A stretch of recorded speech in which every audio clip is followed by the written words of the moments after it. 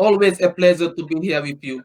Hello, everyone. Welcome to the African Podcast TV. This podcast is about Africa, regarding the political side, the historical side, the cultural side, and so many more. Each week, I deliver my best thought and analysis regarding Africa. Here, your host, Amaduwa. Join me to welcome my guest. My first guest is Dr. Wale Idris Ajibade.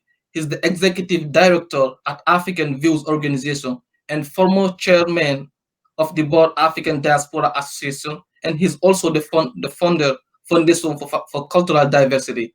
Thank you so much, sir, for joining me this weekend on African Podcast TV. My pleasure. Thank you, Amadu. Thank you. Thanks for My having me. second, you're welcome. My second guest is Dr. Babatunde Omilola. He's the head of development planning and inclusive sustainable growth team at the UNDP and former Africa-wide coordinator and program regional strategic and analysis. Thank you so much, sir, for joining me this weekend on African Podcast TV. Thank you so much, Amadou. Pleasure is mine. Thank you. My first question is for you, Dr. Babatunde Omilola. We know that if we're talking about development programs in Africa or around the world, we're talking about the human development in the other side. That's something really important. And if we're talking about human development, we're talking about education, something like that. So how do you see human development levels in Africa, and how does the UNDP help Africa? Thank you so much, Amadou, for coming online. So I'm here on your program as a development expert, international development economist, working mostly in Africa. When you look at the African continent, it's a continent of around 1.3 billion people. It's a continent that has diverse human and natural resources. It's a continent that historically has witnessed rapid development before COVID-19 pandemic came on the scene. Nevertheless, in terms of human development in Africa, we know that human development levels are still extremely low in some African countries. But when we talk about Africa, Africa is heterogeneous. That is to say, we have different countries, and we cannot put all of them in the same basket. You have some small economies, some small countries that are really experiencing bad human development levels. But you also have some countries that are doing very well. You have some that are really rapidly growing. You have some of the biggest economies: Nigeria, Egypt, South Africa. But overall, when you really unpack what human development means in terms of education, in terms of health, in terms of human capital, but also in terms of cost of living for people, standard of living in Africa, you will see that this differ from one part of Africa to another.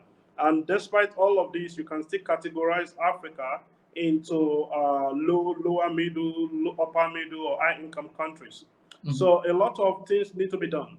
One, we need education reform. We need to invest more in the health sector in Africa because historically, the health sector has been underperforming because of low investment in that sector. More importantly, also, we need to look at the young population on the continent. There are so many young people in Africa. I think around almost 500 million people on the continent are young people. And these are people that we need to build their capacity. We need to support them so that we can unleash the creativity in them as well as their entrepreneurial spirit so that they can contribute really to Africa's development. Those are what we need to do. But let me conclude by saying that we have the Sustainable Development Goals, the 17 of them, starting from ending poverty, ending hunger, improving health, improving education, improving energy access, improving water sanitation, and all of those other things. So all of these, we have to make sure we achieve them on the continent of Africa. And we have to link this closely with Agenda 2063 of the African Union. Thank you so much. Perfect. Dr. Bale, would you like to add something on that, especially about the human development in Africa, and how do you see development system in Africa? Thank you, Amadu, and thank you, Dr. Milala. I've been a great admirer of your department, the UN, for a long time.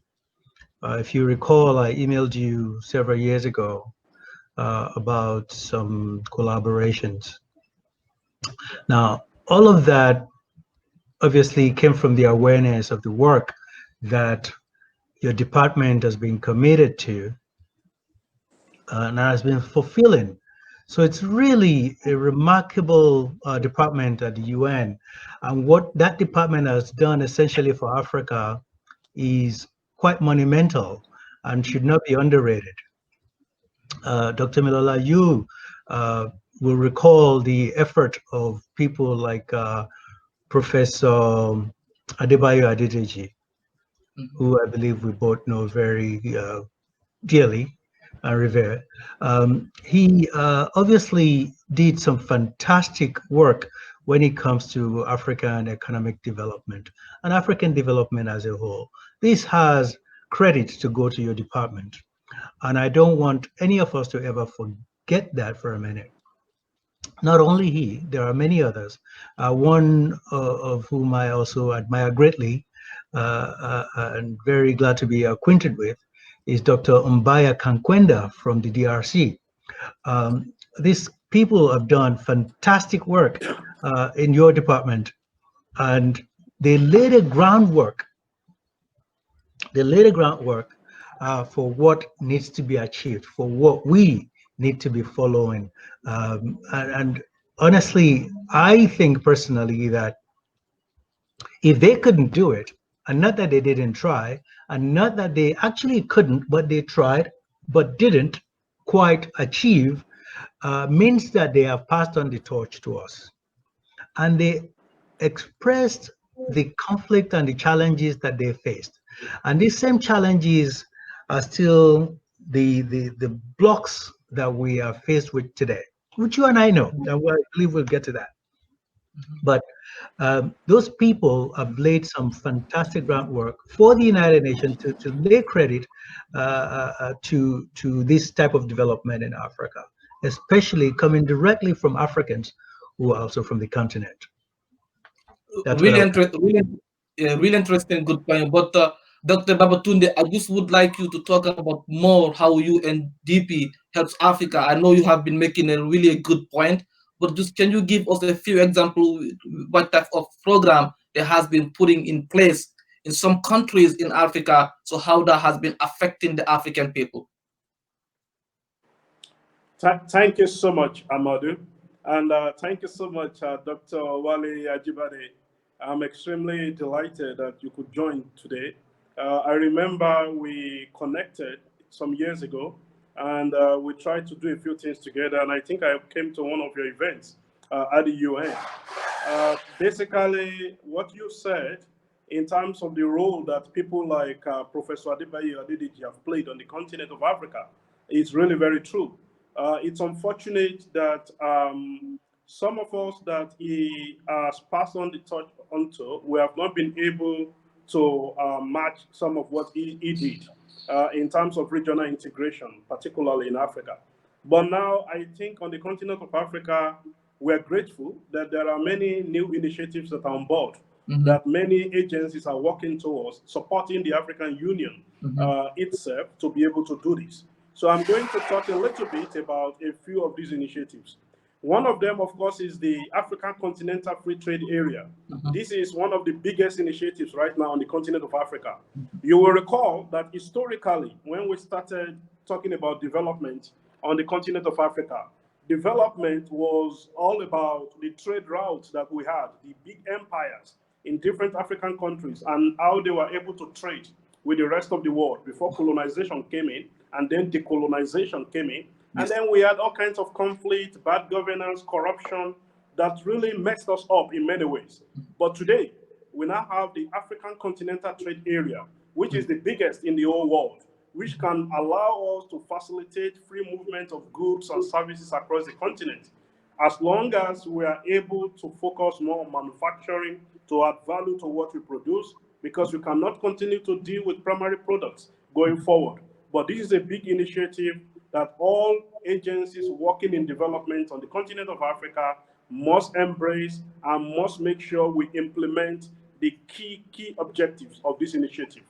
The second one is, of course, the Agenda 2063 of the African Union itself, which our leaders have put together to help us, to show us the pathway forward in terms of how Africa will look like in 2063, in terms of creating a more educated continent, a more healthier region, as well as a region that will be competitive and that we can leverage on our comparative advantage. We have diverse human and natural resources on the continent, and we need to leverage on all of this to be able to achieve our own development. And we can only do this if we take ownership of our own development on our own, not Yes. relying on outsiders. The third Yes. initiative that I want to talk about, of course, is what I mentioned earlier on, the Agenda 2030, about the Sustainable Development Goals. There are 17 of them. If we devote our resources, if we devote attention, if we invest heavily in many of those sustainable development goals, we are likely going to achieve the kind of development that Africa should enjoy. Let me conclude on this one by saying that, of course, there are usually some obstacles that come into play. One of them, of course, is the COVID-19 pandemic, which has really devastated the whole world, including Africa, especially in terms of economic impact. Africa today is projected to have a decline economic activity of around 3.3% due to COVID-19. And in fact, about 40 million people in Africa are likely to be pushed into extreme poverty. And so what do we need to do about this? We need to find solutions into handling the pandemic in terms of social protection coverage for the poor and the vulnerable in Africa, but also investing and ramping up our health infrastructure across the continent. And finally, also providing the kind of liquidity that governments require to be able to run their economies throughout Africa. Thank you Good. so much. Good. Dr. Wale, just let's talk about your organization, African View Organization. You just said that you have been working in the other hand with the UN and the UDP. And can you tell us more about the African Views Organization and how do you have been working with them to impact the African community? Thank you so much. As I said, Uh, I'm on your show, on your program, that's for Dr. as Wale. international development expert working across different African countries. Mhm. And if you look at my trajectory, I've worked with many UN agencies, also with the African Development Bank and many other organizations. So in terms of working with Africa, there are many regional economic communities across African countries. And those are the entities that we work directly with. You talk about the Southern African Development Community for Southern Africa. You talk about the East African Community, the IGAD in the Horn of Africa. You talk about the ECOWAS. You talk about in West Africa. Of course, you call about G5 Sahel, because Yes. the Sahel is another part of the continent that requires a lot of support in terms of how to handle climate change situation, but also in terms of how to invest in the people in that part of Africa. So now in my work, working with many organizations, we work closely in terms of providing policy prescriptions for governments, for regional economic communities, for the African Union Commission itself, for the United Nations Economic Commission for Africa, but also for many other private sector entities and civil society organizations by convening them, by providing policy advice for them, by leveraging different kinds of global resources and global opportunities, and making sure that investments go into sectors that can really catalyze development in Africa. You talk about health, you talk about agriculture. Let me tell you one of the things that we've done in the past. While working as the Africa Regional Coordinator for the International Food Policy Research Institute, based in Washington, D.C., we had to help many African countries to accelerate the implementation of the Comprehensive African Agricultural Development Program throughout Africa under the umbrella of NEPAD, and by helping African countries to catalyze growth in the agriculture sector by 6%, to allocate 10% of their budgets into agriculture, and then to invest in that sector and make it the breadbasket of the world.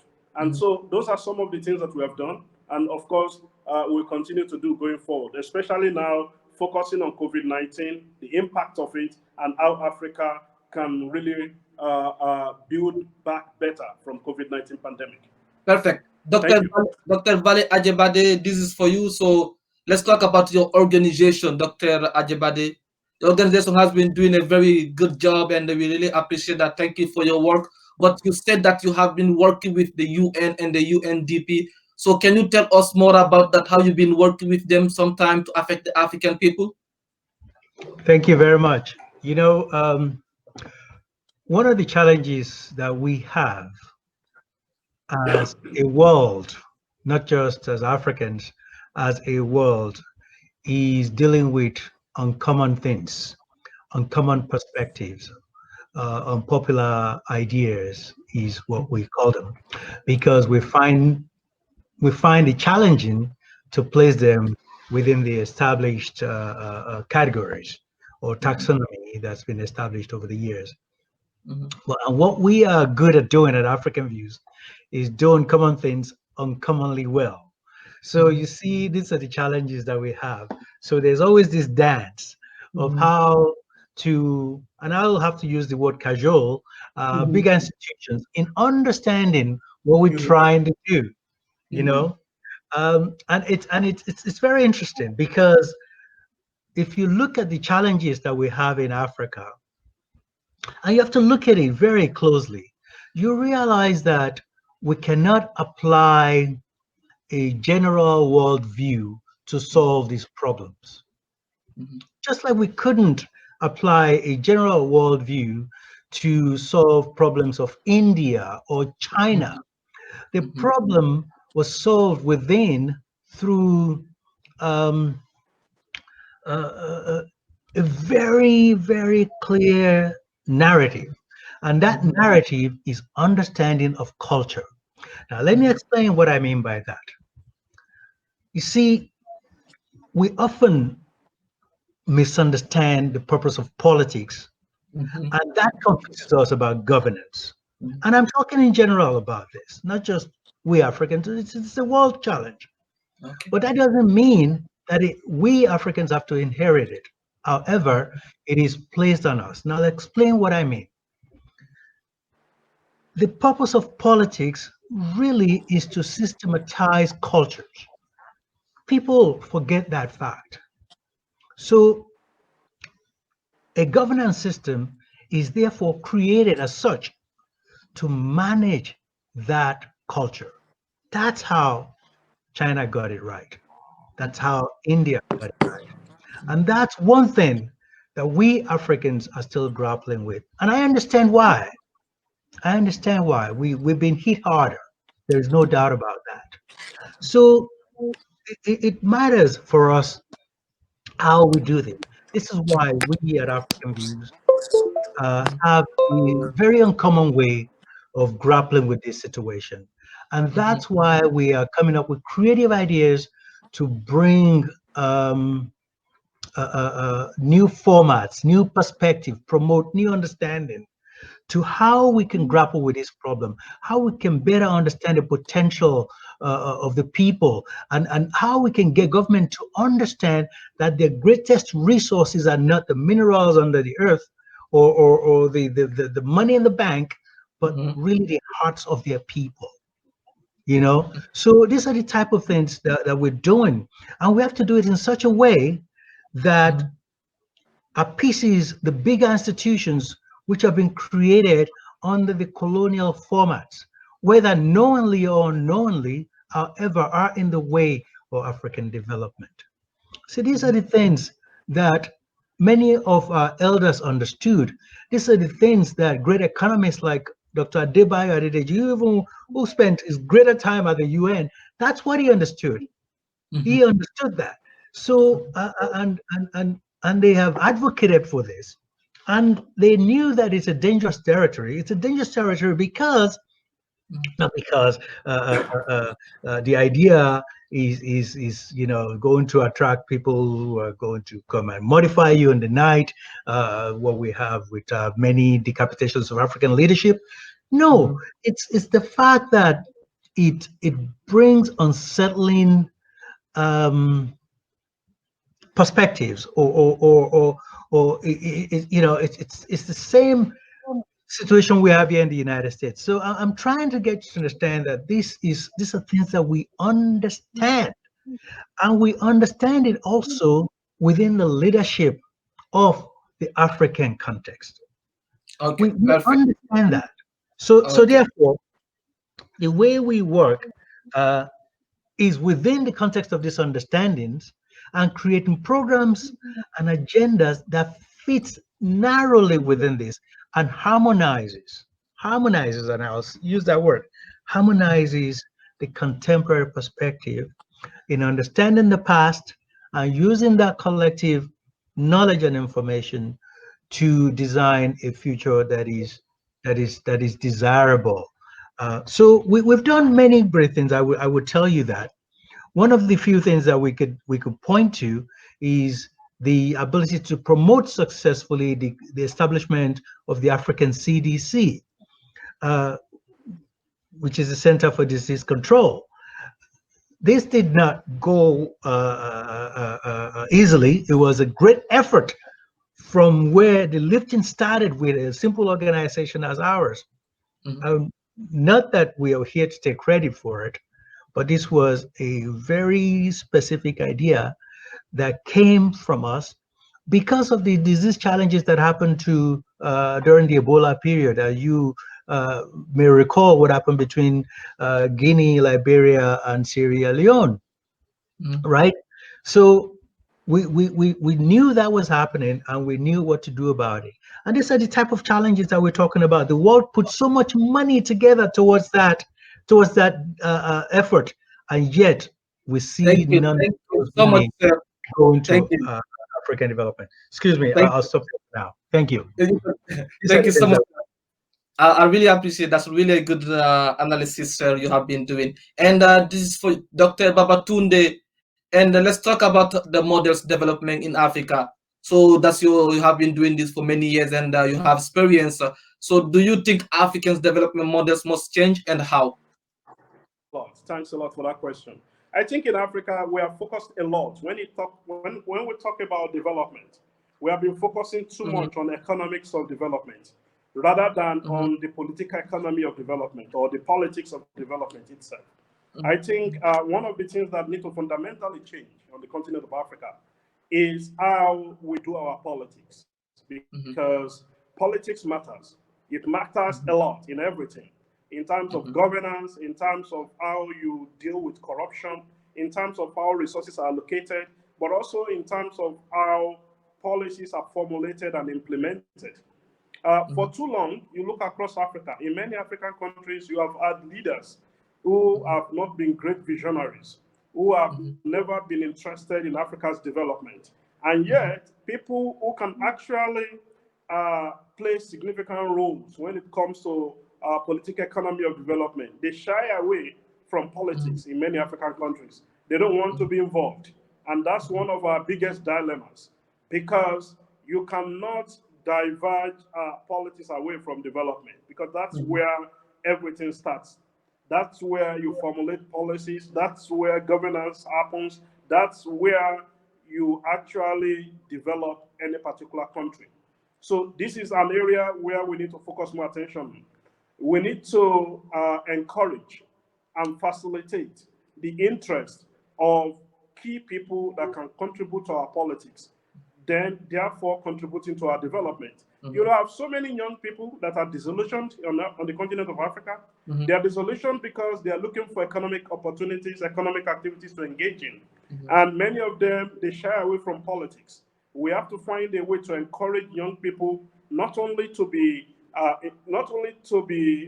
involved in the economic sphere of our lives, but also to become part and fabric of the politics in Africa. mhm, So this is one area where we really need to work more on mhm, in terms of how we develop the continent. mhm, The second area that I think is also very fundamental in terms of our development is how we utilize our own resources. For a long period of time, many African countries, particularly low-income countries, they have depended too much on support from the outside. yes. In terms of ODA, what we call official development assistance, and in terms of other resources.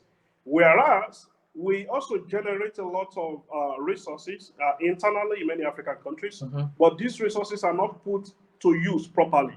I give you just a few statistics just to buttress my point. The first one is $8 billion. Looking at some of what have been happening on the continent, the African Union set up a committee headed by former President Thabo Mbeki of South Africa to look at how do we deal with illicit financial flows in Africa. That a lot of resources, they just take flight out of the continent. And Mbeki came up with his team. They came up with the idea that Africa was losing around $50 billion every year due to illicit financial flows, money that leaves our shores and go elsewhere around the world. So we have to find a way to make sure that a lot of these resources, they stay on the continent and we utilize them to develop our continent. So this is key. This is fundamental. The other third area that is fundamental is that our biggest asset on the continent of Africa is our young people, the young population. We have to harness the demographic dividend in Africa. By saying that, I mean, you have so many young people. They are unemployed, they are underemployed, they are unemployable, they are all over, from the streets of Monrovia to Lagos to Johannesburg to Freetown, everywhere, unemployed, struggling. We have to find a way to invest in our young people and help them build their potential so that they can participate in politics, in economy, in other areas of our development, including social development. Because development is not just about economic development. Yes. Unfortunately, for us, the model we have been using has been focusing only on economic development or economic growth in some cases. And let me just say this, I think it's very important. You can actually, a country can have rapid economic growth, and yet people in that country live in abject poverty. A typical example is Nigeria, where Dr. Ajibade and I come from. Look, Nigeria is considered as the biggest economy on the continent of Africa today. Yet, Nigeria is also the global capital of poverty in the whole world. There are more poor people in Nigeria than in India, than in China, that has a population of around 1.4 billion people. Why? Because you can have economic growth that does not translate into poverty reduction. You can have economic growth that is only occurring in one sector or a few sectors, and not growth in the sectors where most of the poor people dwell, or sectors where most poor people depend upon. And that will give you economic growth, but it will not give you human development that you need in any particular country. And so we have to deal with this kind of model of development going forward. Thank you. Perfect. So, Dr. Ajibade, just let's talk about, you have experience too, so let's talk about that again. In your knowledge, which program or what kind of program is essential to help the development in Africa? Dr. Wow. Yes, thank you very much, Amadou.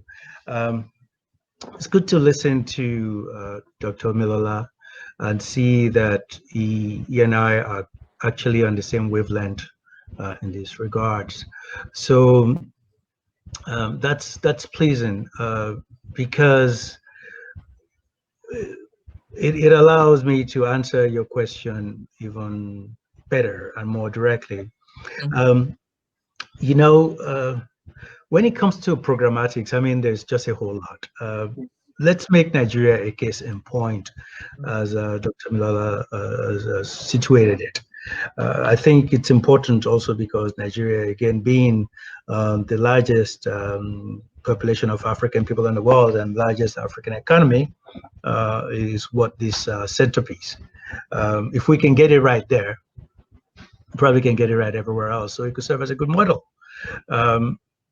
And you know, it was Mandela who said that, actually. So it's funny. I think that in a place like Nigeria, every single person who wants to work and can work should be able to work without any question, without no single human being left behind. I can see them working. I can see what needs to be done. And there is such multidisciplinary effect factor that could be placed here to make sure that everyone is employed and well educated. There's no reason not to. However, and I believe Dr. Miller is probably agreeable or agreeing on this fact that there are other challenges which makes it almost impossible to achieve. Mhm. Um, so to me, when I look at African context, I don't really want to lay too much emphasis on what is possible or what is probable, etc., other than what are the problems that are affecting or that are building blocks for those probabilities. Those are the issues that I'm very concerned with. And the whole African development programs and sectors, as well as all these politicians, are rigged with minds, explosive minds about this type of things that are stopping us from growing. This is the way that I see it. And I think until we're able to remove those things, we can talk all we want about development, and we'll be here another 50 years when 2063 comes, we'll be talking about it still. This is what I do not want to happen. And I think it would be a disaster on our posterity if we allow that to happen. So this is why I want us to grapple with this a little bit more intently and with a little more passion and honesty and sincerity. So when it comes to sector, I don't even know where to begin. It's just really everywhere, whether it's education, health, whether it's the environment, whether it's the economy, whether it's the legal system. It's all everywhere that needs that requires that.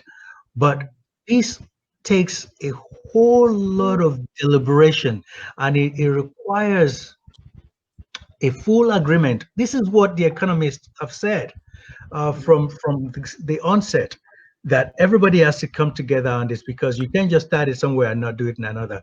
But we have too many things in the way. Too many things in the way. The constitution is in the way. The government system is in the way. The leadership is in the way. When these are the challenges that we face, I don't know where else we do. And I agree with Dr. Miller that we don't have to throw in the towel, and people like me say politics is perhaps not the right way. But what do we do when politics is really a blood sport? When Mhm. politics is really um, a really dangerous territory for Mhm. people with kindness and good intentions. Mhm. So, we can't guarantee their safety, and therefore I can't encourage it. But Mhm. here's one thing which God has blessed Africa with. We Mhm. have an untapped resources, which Mhm. are our traditional sector. The cultural sector, the heritage sector is so huge. And I think, really, and I'm banking on it, that it would allow us to rebuild the economy of the people from the ground up. That's the focus that we must face, and that's why that's where I have put a lot of my investment, a lot of my heart, a lot of our organization strength to help redevelop the traditional council, to empower the royal institutes, to build them in such a way that they can serve as the right identity and the pride of the people, and begin to help roll out a new form of economy that is built in the heart of the people. So that's Thank you so much. thank you. Thank you. Dr. Babatunde, before you add something on that, because I would like you to add something on that, because we're talking about what kind of program is essential to help the development in Africa. You will add something on that, but I would like to ask you about China again, because the last 15 years, China has been developing more and more, and China has been one of the biggest economy in the world right now. So, and you see that China has been doing a lot of good things in Africa, but in the other hand, a lot of bad things in Africa, because we're talking about trade, we're talking about ed, we know that. So do you think China's development models won't work in Africa, and how? Thank you very much, Amadu. Let me, when it comes to China, it's really a pity where we are on the continent of Africa. If you look at our pre-independence days and when we got independence, Mhm. a lot of African countries were doing far better than China, especially Yes. when it comes to GDP per capita at Yes. that time, Yes. Mm-hmm. So now a lot of things have happened. China has Mm-hmm. overtaken us, and we are still struggling. Mm-hmm. Let me again take you back to how China developed so very quickly because it's important. Yes. We Please talk do. about at the UN, we love to talk about rapid economic growth that led to poverty reduction in the world. But 75% of the global poverty reduction that we saw happened in China. And so now China has done so well economically, empowered its people, reduced poverty dramatically by investing in technology, by investing in their people, by investing in infrastructure. And the kind of model of development that they are now trying to do on the continent of Africa. Of course, you must have heard about the Road and Belt Initiative, which Mm-hmm. China is leading, spearheading around the world. And now coming to Africa, focusing more on infrastructure, providing some levels of aid to different African countries.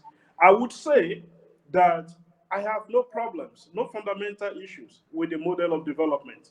What I have issues with is how the governments in different African countries, how they do their negotiations with China, how they make sure that everything that is done, should be in the favor of Mm-hmm. their own different countries, so that they don't sign any agreement with China without looking into the details of what they're signing, without negotiating properly. So here we're talking about the legal ramifications of what should be done. We're talking about the constitutions being upheld in different African countries. We're talking about serious, serious leadership. If our leaders are really very, very serious, we can do business with China. We can develop working with China, but we just have to make sure that the model of development, which focuses a lot on infrastructure development, is properly negotiated, and we focus on what will our people benefit Yes. from this kind of model of development, rather than what would a few leaders benefit. And I think this has been our fundamental challenge in different African countries engaging with China. There is no problem engaging with China, but the rules of engagement must be properly defined, and the negotiations must be properly crafted in a way that our people, our continent benefit from this kind of model of development. Thank you. You're welcome. So, in your opinion, Dr. Babatunde, so what are the problems and the challenges that are facing Africa regarding the development sector, in your opinion, Dr. Babatunde? As as I said earlier on, there are many challenges facing the development sector in Africa. One of the biggest challenges is that we cannot continue to focus on economic growth. Mhm. Economic growth is good, Mhm. but nobody eats GDP, as Mhm. President of the African Development Bank would say. Mhm. Nobody eats GDP. So what is important is actually the people on the continent of Africa. That is the biggest challenge. How do we come up with development programs, with development agenda that put people at the center of Mhm. development? It's about the well-being of the people. It's about their health, their education. These are our biggest assets on the continent of Africa, and we have to focus more on human development. And that is really very, very fundamental if we really want to develop the continent. I mean, we cannot have a continent where so many people are underemployed or unemployed or even unemployable because we have not invested in their skills, we have not invested in their abilities. And so this is our biggest challenge when it comes to development. The Mhm. other challenge, as I said, is when we have resources for development, we have to make sure that those resources are utilized for development. They are not used for other things. We have to find a way to reduce or even eradicate corruption completely, Mhm. because this has been the biggest bane of our development, Mhm. corruption. We have to find a way that resources are well allocated, utilized, and when we do our planning in Mhm. different African countries, we have to make sure that our policies are properly formulated and properly implemented and are aligned and synchronized with global goals such as the SDGs as well as continental agenda, so Agenda 2063 on the continent of Africa, so that we can develop rapidly and then we can compare ourselves and see what we are doing. And then finally, one other thing that we need to do, which is a big challenge for us, is we continue to export raw materials, primary products, without adding value to what we produce. So, which means we are underperforming, whether it is in terms of agriculture, whether it's in terms of our abundant mineral resources, we are underperforming. We are not benefiting as we should be benefiting from all of these resources because we don't add value to them. And we have to improve our manufacturing capability. And that is the next level of development. And that's why, for me, I'm really happy that we have the African Continental Free Trade Area. This is one of our biggest initiatives, and we all have to rally around it, embrace it, and make sure it does not fail, because this is now the biggest free trade area in the world to facilitate our trade, but also to facilitate goods and services across the continent. And we have to make sure that this is really implemented properly. Thank you. Perfect. So, Dr. Wale Ajibade, so in your opinion or your knowledge, what are the possible strategies for developing Africa? And can we say that Africa must rely on its own development models?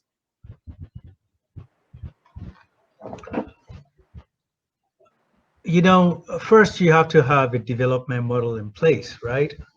I think that's really one of the challenges, to have a development model that could be emulated. There was a spark in Botswana, which we were all very happy about, but it was met with a lot of envy. You know, we refused to model after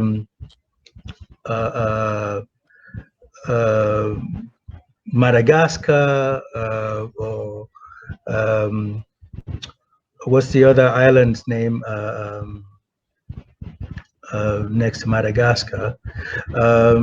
We have a serious challenge of leadership, and to me, I think that the African Union needs to take leadership on this type of modeling.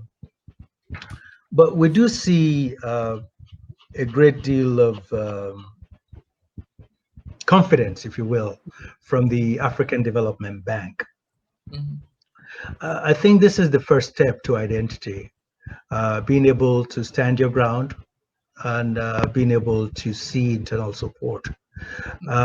Internal support within the African context have not really helped us much in the past. We've made a lot of folly by spending a lot of energy and power on the Libyan leader Gaddafi, and so many other leadership that are really waste of time for us.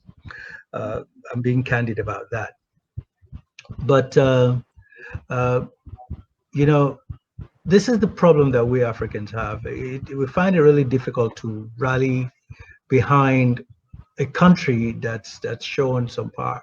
There's not going to be much rally behind Rwanda as well. Yeah.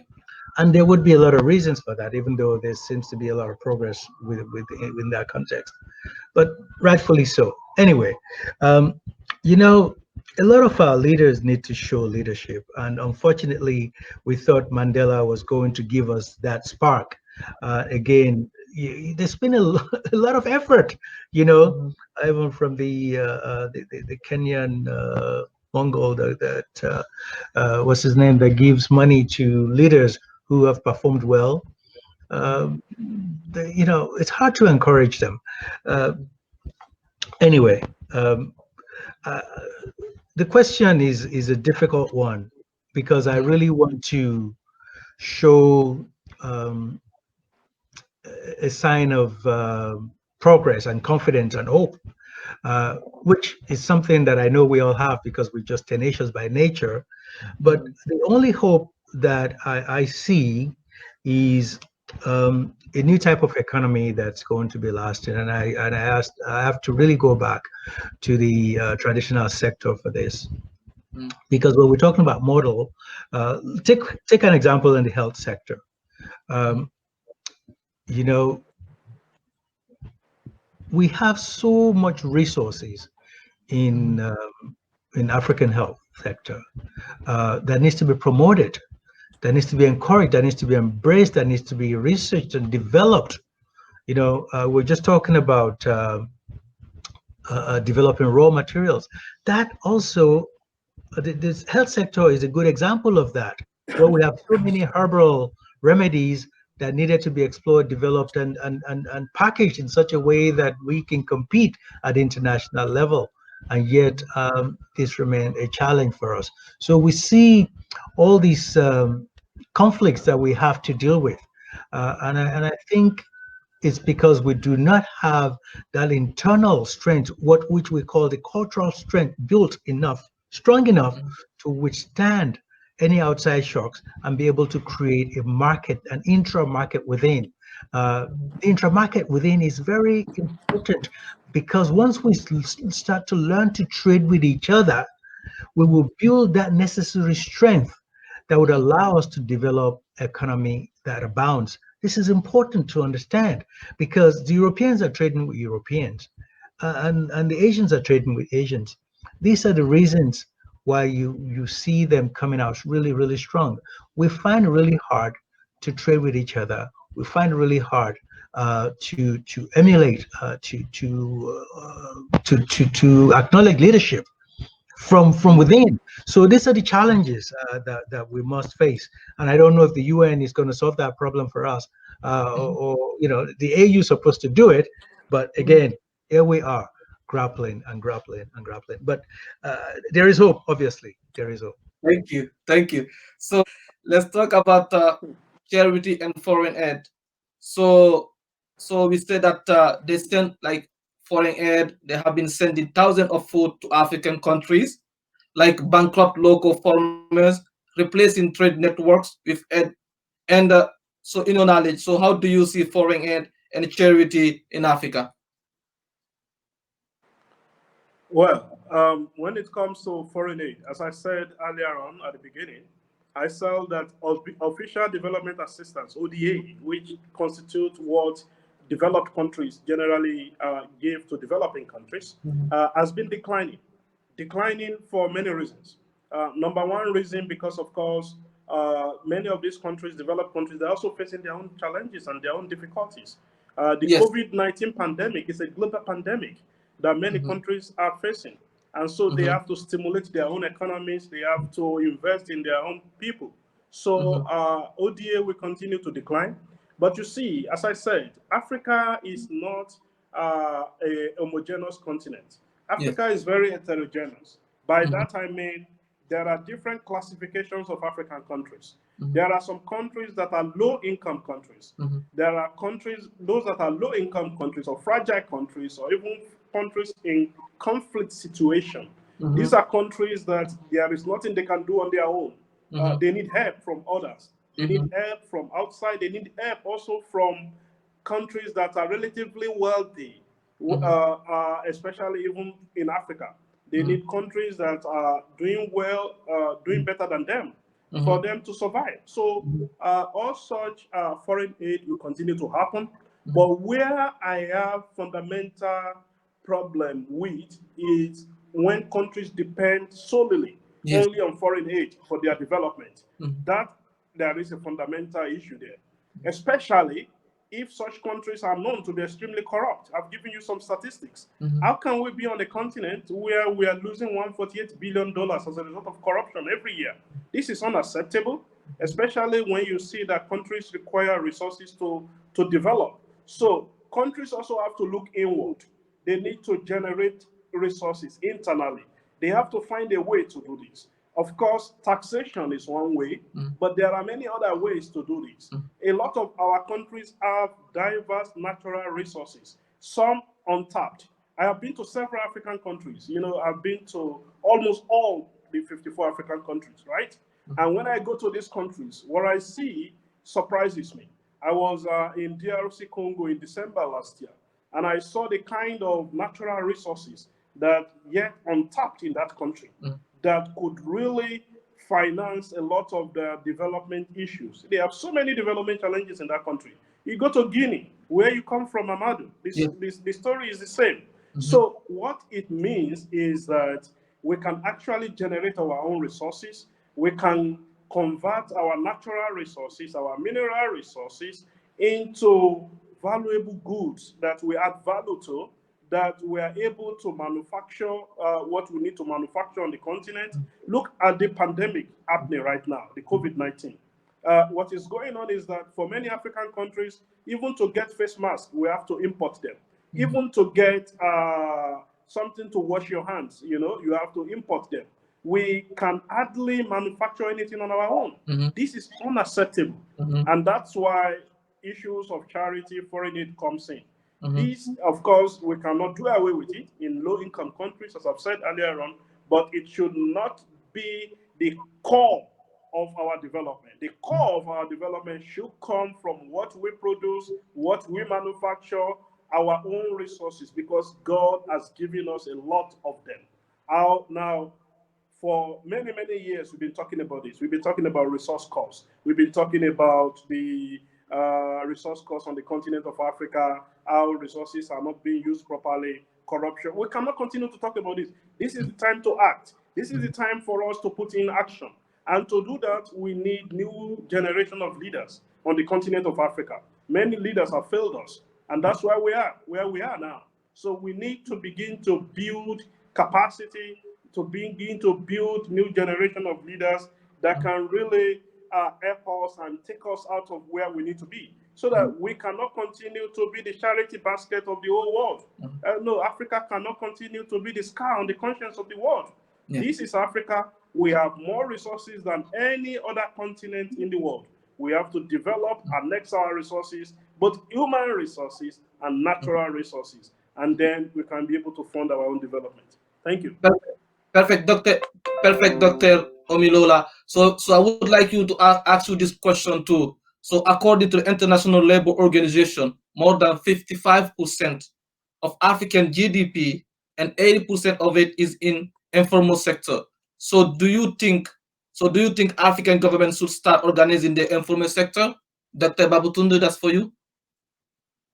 Thank you very much. This is a wonderful question. It's so wonderful because every time we talk about informal sector in Africa, it's all about how to facilitate their transition to the formal sector. And in terms of the statistics, actually, it's about 86% of those who are employed on the continent of Africa that are in the informal sector. So now the question is, we have to move beyond transitioning people from the informal sector to the formal sector and move into improving the productivity of those in the informal sector. That's one. Two, we have to be able to extend social protection coverage for those in the informal sector so as to protect them. You look at the COVID-19 pandemic, a lot of people that are suffering on the continent of Africa are those in the informal sector. Why? Because of the lockdowns in many African countries. They are not able to work, they are not able to produce, they are not able to engage productively. So now we need to improve their productivity, support them, provide social protection coverage for them. And for those that could be transitioned, could be moved to the formal sector, we need to do that for them so that they can have access to credit, they can have access to registration, they can have access to finance, and they can be able to do what they need to do productively and be able to get out of poverty. Africa needs to get out of poverty. Poverty is one of our biggest issues, and the informal sector is one area where we need to invest in to really get our people out of poverty. Thank you. You're welcome. Dr. Vale, would you like to add something on that? Yes, I would like to. Thank you very much. When I first heard that term many, many years ago, informal sector, I laughed so hard I couldn't stop laughing.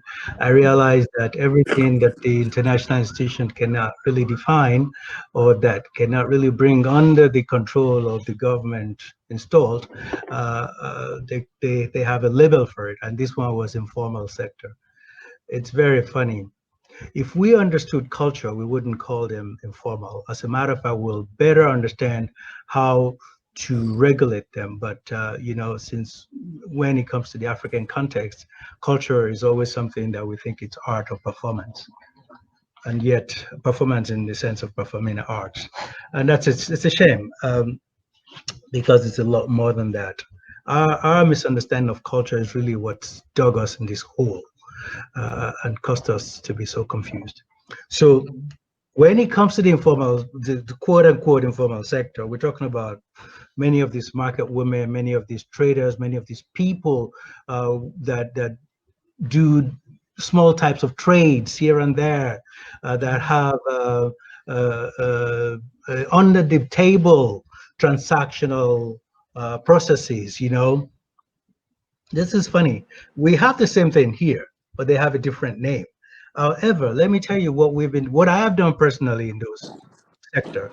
I have gone to the market and I've spoken to the market women, and I sat them down to understand the processes.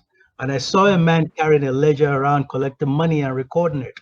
And I asked them, "What's that man doing?" They said, "It's the Susu man." I said, "Huh, Susu man, tell me how this works." The Susu man explained to me, I come here every day, I collect money, I keep their money. And I said, "This is wonderful. Do you get paid for this?" He said, "Yes, I get the first cut." I said, "Really?" He said, "Yeah, I get the first cut of every payment they make." I said, "That's a good deal." So I said to him, "So you keep their money, and what do you do with it?" He said, "I put it in the bank." I said, "Oh, that's interesting." So I said to him, "So you put it in the bank, do you give them interest? You make interest on this money? Do you give them interest?" And he said, "No, I don't give them interest." He said, "Don't tell them that." I said, "Really? Okay." I said, "So what happens if anything happens to you? You just fall dead and die, so these people lose their money?" He said, "Oh, well, let's hope it doesn't come to that."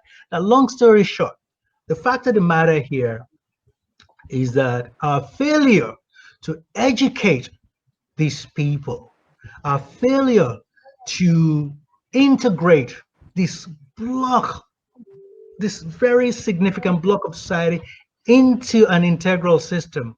We blame them by calling them informal. Now, let me explain.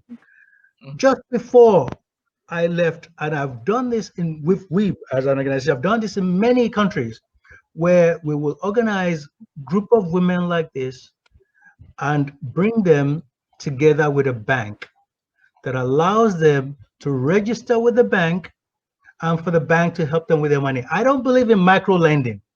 I think our brother from Bangladesh has enough trouble. Okay, I think that every community must understand the importance of how to integrate its people. When we're talking about unity, it's not just about coming together and singing kumbaya. There are certain things that unifies the people. One of them is a bank. The bank is what unifies the people's community, the community's money. So these are the reasons we need to understand culture and how it must work with a technological advancing system. So when we fail in this area, we must not point fingers. This is why we have to look further, and this is why we have to open our ears to criticisms.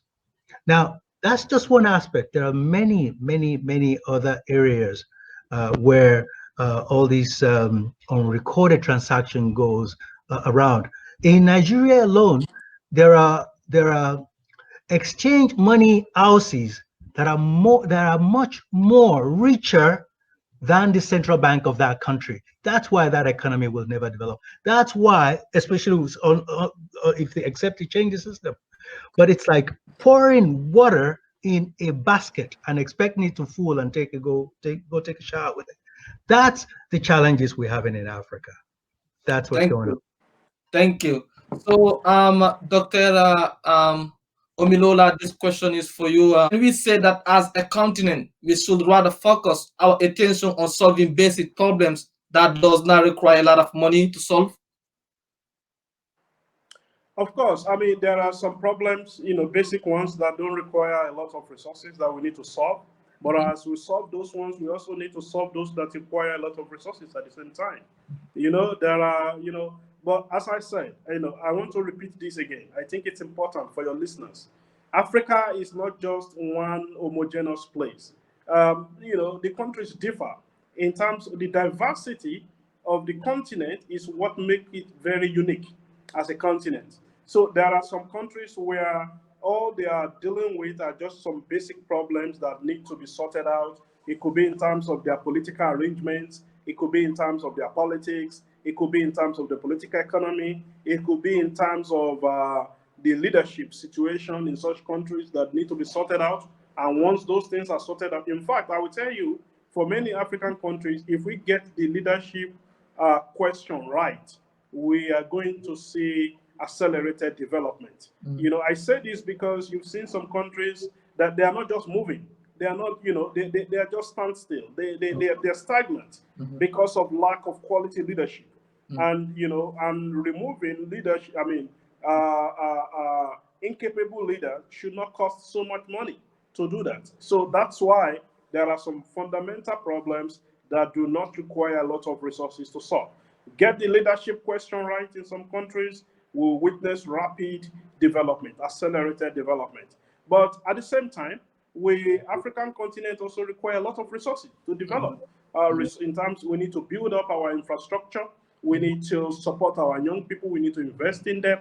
We need to invest in education, in agriculture, in health. All of this require a lot of resources.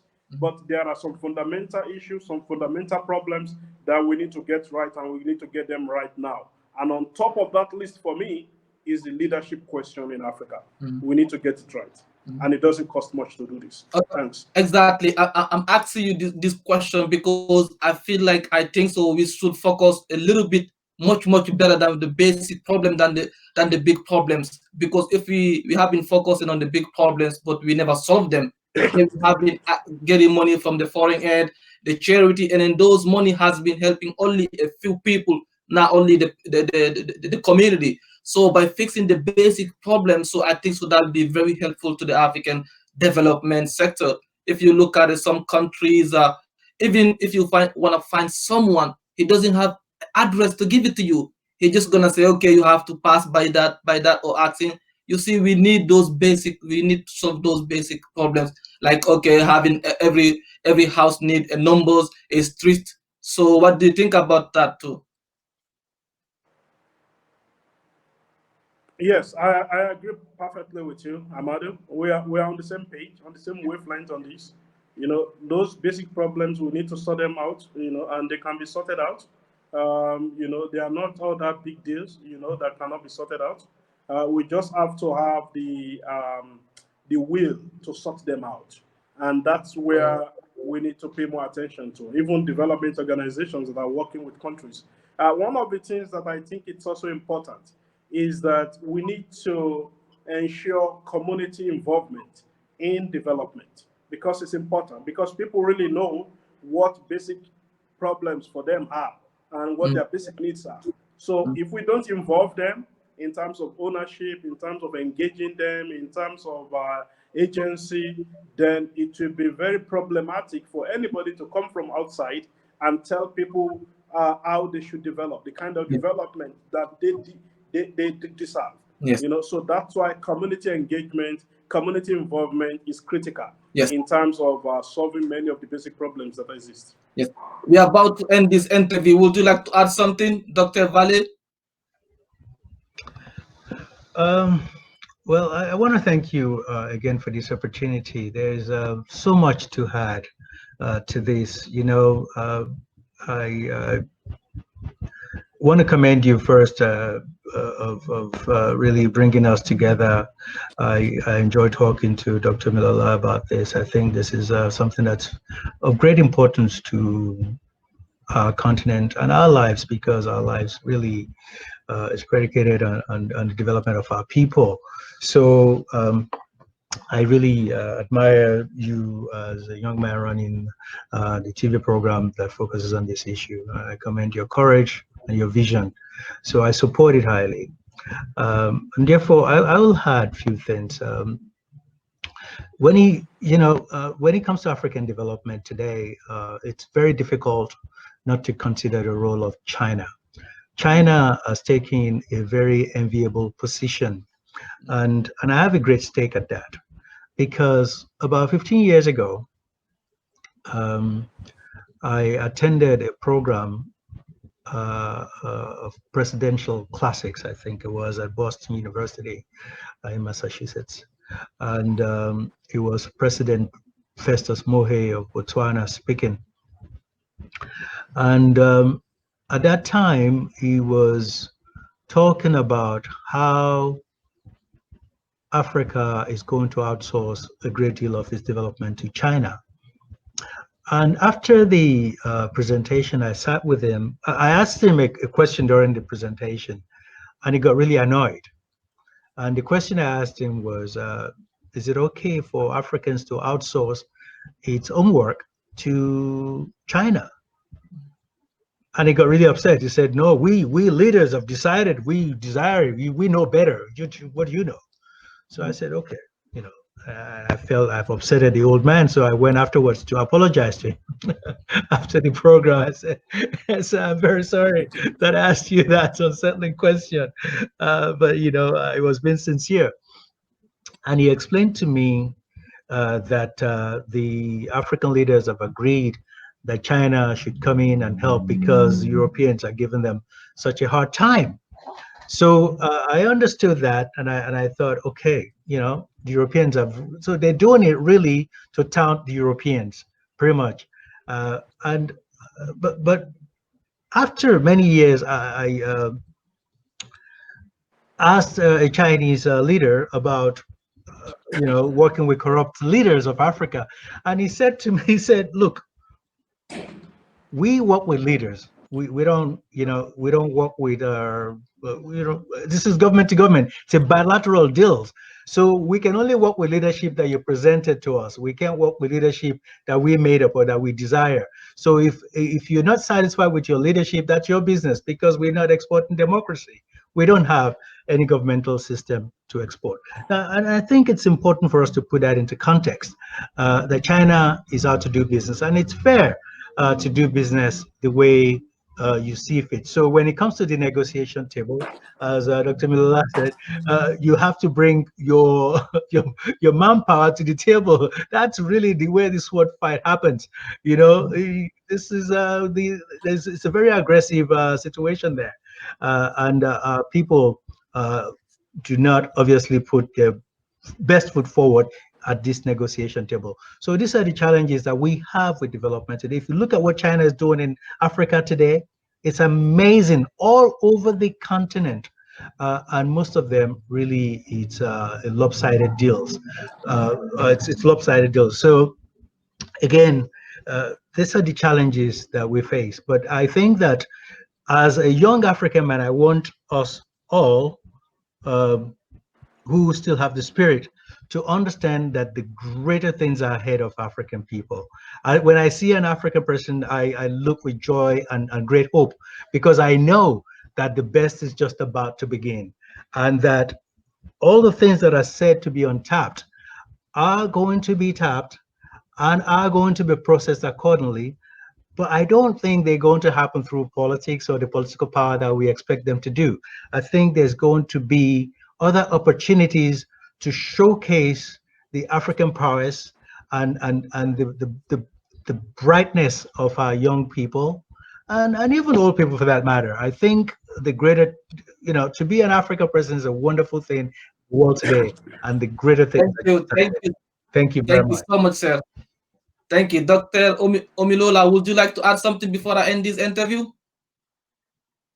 Thank you so much, Amadu. I applaud you for this initiative, for bringing us together. I enjoyed talking with you and talking with Dr. Wale Ajibade, and I look forward to meeting both of you in person soon. Of course. This has been an incredible interview, an incredible opportunity for us to illuminate upon our continent and see what challenges we are facing. Let me perhaps conclude by saying that Africa today has a population of 1.3 billion people. We have diverse human and natural resources. We have great opportunities to excel, to succeed, to develop rapidly. We also have our Agenda 2063. We also have our African Continental Free Trade Area. We are also subscribed to Agenda 2030, the 17 Sustainable Development Goals. Now, going forward, we have to find a way to align all of these policies, all of these global and continental agendas with national priorities in our planning processes throughout Africa. Secondly, we have these huge untapped human resources, young people on the continent of Africa. For me, I believe the future of development in Africa will depend on how much we'll invest in our young people, how much we harness that demographic dividend to move the continent forward. And I believe we can do this. The question is getting the right leadership in the right places and making sure that we all put all our hand on the deck and we work together collaboratively as Africans. And we have to deal with this issue of these that we are different. Of course, we are different in terms of our situation.